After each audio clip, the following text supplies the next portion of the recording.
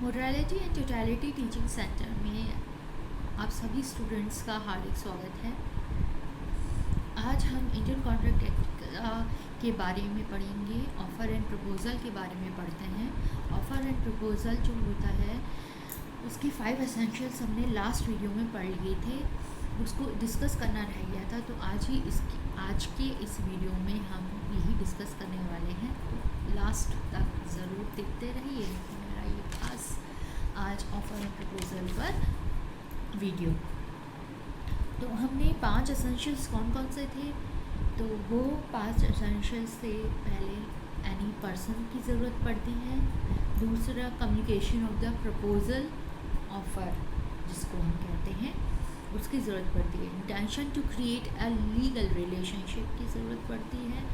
Object of the proposal offer and terms of the proposal offer must be definite and legal. अब any person क्या होता है?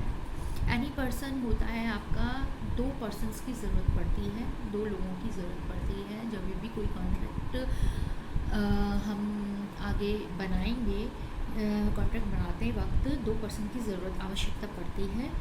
For example, for the purpose of valid proposal person includes natural person और artificial as well as artificial और legal person. हम artificial और legal person को एक कह रहे हैं, नेचुरल पर्सन हम जानते हैं। हमारा आर्टिफिशियल लीगल पर्सन क्या होते हैं, such as company, statutory corporation etc. Because a company और स्टैट्यूटरी कॉर्पोरेशन आफ्टर इनकॉर्पोरेशन, जब हम उनका गठन कर देते हैं, becomes a legal person and therefore they can enter into contract with any other person. But a partnership firm and animals such as parrot can't be said to be a legal person, therefore they can't enter into contract. तो इसलिए ही ये question में भी आ सकता है, आपके exam में question आ सकता है कि क्यों पार्टनरशिप फर्म और एनिमल्स जो होते हैं क्या वो लीगल पर्सन होते हैं या नहीं, और अगर नहीं होते हैं तो वो क्या एंटर कर सकते हैं कॉन्ट्रैक्ट में। तो आपका आंसर होना चाहिए नहीं, they are not legal persons and they can't, therefore they can't enter into a contract. Okay. Second है communication of the proposal. From the definition of the proposal as given above, it is clear that it must be communicated to the offeree. That means जो definition है proposal की, उसमें कहा गया है कि offeree तक 2 पर्सन थे, एक ऑफरर एक ऑफरी। जो देता बनाता है, जो ऑफ़र करता है वो ऑफरर होता है, और जिसके लिए करता है वो ऑफरी होता है। अनदर पर्सन, प्रॉमिसी भी कह सकते हैं, accepting the proposal. Okay. For a valid proposal, offering must also be a natural, legal, artificial person, but it must not be a partnership firm again or an animal or something parallel. इन लालमन शुक्ला और गौरी दत्त का एक case आया था जो कि कहता है कि वैलिड एग्रीमेंट के लिए ऑफ़र होना चाहिए, यानी कि प्रपोजल होना चाहिए, कम्युनिकेशन ऑफ ऑफ़र होना चाहिए, knowledge of the offer to the offeree होना चाहिए, valid acceptance of the offer होना चाहिए, acceptance by performing the condition of the proposal offer, the ignorance of the offer will not create a valid agreement. Valid agreement नहीं होता है अगर हमारी ignorance में ऑफर बन रहा है, condition of offer. In ignorance of the offer will not create a valid agreement. Third है intention to create a legal relationship. For a valid proposal, intention of the proposal promisor और offer must be to create a legal relationship. Legal relationship के अंदर उनको आना होगा contract में, तभी एक वैलिड कॉन्ट्रैक्ट कहलाएगा वो कॉन्ट्रैक्ट। इंटेंशन उनका पार्टीज़ का क्या होना चाहिए कि लीगल रिलेशनशिप में लॉस के अकॉर्डिंग वो वर्क करेंगे, यही लीगल रिलेशनशिप का मतलब होता है। जैसे कि बालफोर वर्सेस बालफोर में कहा गया था कि proposal will be valid only if it is made with the intention to create a legal relationship. Okay. काले मतलब इंटेंशन जब होगा लीगल रिलेशनशिप में एंटर होने के लिए इंटेंशन जो होगा, तभी एक कॉन्ट्रैक्ट प्रपोजल वैलिड कॉन्ट्रैक्ट कहलाएगा। ओके। इन कार्लिन वर्सेस कार्बोलिक में भी ये कह रहे हैं कि इसमें इसका अपोजिट बोला गया है। बाल्फोर वर्सेस बाल्फोर के जो केस में कहा गया था उसका अपोजिट कहा गया है Carlin versus carbolic smoke ball company में, कि ये ऑफरर के द्वारा कह देने से कि कोई इंटेंशन क्रिएट नहीं हुआ है, इसका मतलब ये नहीं है कि कोई भी बाइंडिंग ऑफर नहीं हो सकता है, यानी कि हो सकता है बाइंडिंग ऑफर भी, वैलिड ऑफर बन सकता है अगर कोई इंटेंशन भी लीगल रिलेशनशिप के लिए कनेक्टेड ना हो, के लिए एंटर में ना हो, तब भी offer proposal has been created. Object of the proposal, from the definition of the word proposal offer as given above, it is clear that the object of making the proposal offer must be to obtain the consent of the promisee offeree to the act or abstinence which the proposal offerer is willing to do or not to do। ये कह रहा है कि proposal जो होता है, object of making the proposal must be to obtain the consent of the promisee की consent को लेने के लिए ही जो होता है प्रपोजल किया जाता है, ताकि टू द एक्ट अब्स्टिनेंस, ताकि वो प्रपोजल जो है इज़ विलिंग टू डू और not to do anything. Terms of proposal है must be definite and legal होना चाहिए।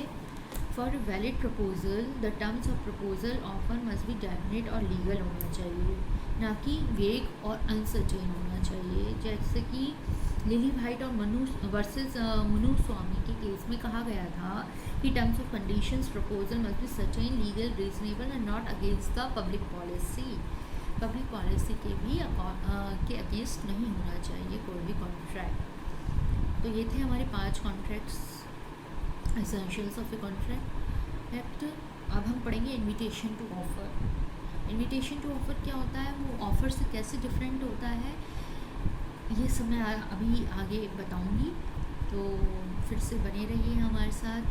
फिर से मैं कहूँगी कि हमारे साथ लगातार बने रहिए, ताकि हम आपको एक समझा सकें अच्छे से कि क्या कॉन्ट्रैक्ट एक्ट होता है। क्योंकि मैं एक सीरीज़ आपको पहले ही बता चुकी हूँ पहले वाले वीडियोज़ में कि हम एक सीरीज़ स्टार्ट कर चुके हैं, जो कि contract act, Indian constitution act, constitutional law of India, Indian penal code, Indian evidence act, और ये सब पर मैं जल्द ही एक करके वीडियोस लेके आऊँगी और आपको समझाऊँगी। आई होप कि आपको ये सब समझ में आएगा, मेरी टीचिंग्स आपको अच्छी लगेंगी और लॉ एक आपका फेवरेट सब्जेक्ट बनेगा।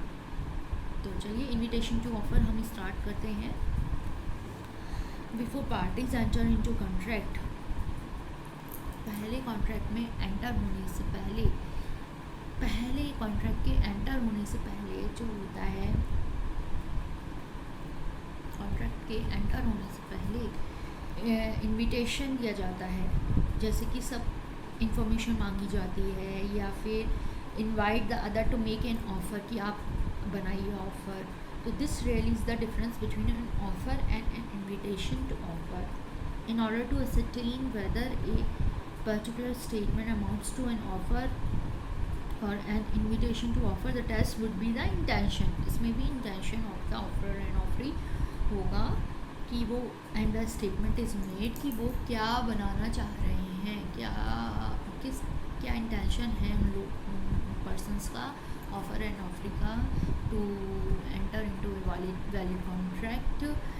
तो वो क्या ऑफ़र दे रहे हैं या इन्विटेशन टू ऑफ़र कह रहे हैं, ये मैं आगे समझाती हूँ एग्जांपल से आपको। लीडिंग केस है एक हार्वे वर्सेस फेसी का,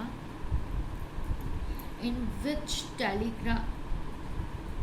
which the plaintiffs telegraph to the defendants writing, कि क्या बम्पर हॉल पेन का टेलीग्राफ लोएस्ट कैश प्राइस क्या होगा। तो डिफेंडेंट रिप्लाई करते हैं टेलीग्राम से कि लोएस्ट प्राइस होगा 900 पाउंड। तो प्लेंटिफ कहते हैं कि वो एग्री करते हैं कि बम्पर हॉल पेन को वो खरीदेंगे 900। अभी पूरा कॉन्ट्रैक्ट हुआ नहीं है, एंटर नहीं हुए हैं, केवल इन्विटेशन रखा है कि हम इसे खरीदेंगे, बाय करने का ऑफ़र दिया। तो ये एक इन्विटेशन टू ऑफ़र हो गया।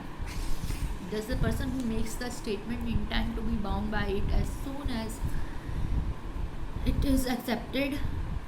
जैसे कि है an invitation to traders to make tenders, an invitation, बहुत सारे इन्विटेशन के ऑफ़र, इन्विटेशन टू ऑफ़र के एग्जांपल्स हैं, जैसे कि an invitation to traders to make tenders, an invitation by company to the public to prescribe for shares, display of goods for sale in shop windows, and advertising auction sales are instances of invitation to the offer to offer to the other to offer to buy or sell as the case may be.